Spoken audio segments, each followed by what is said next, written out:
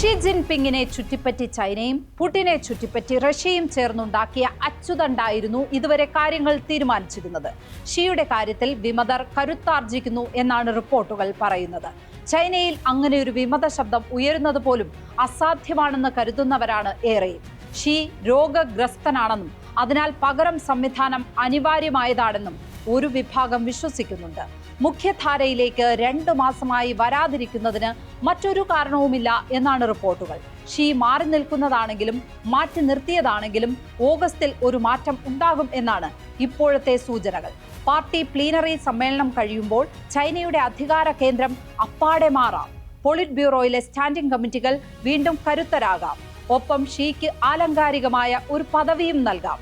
Mao ചെയർമാനായി മരിക്കും വരെ തുടർന്നെങ്കിലും അധികാരം അവസാന കാലത്ത് പകുത്തു നൽകിയിരുന്നു.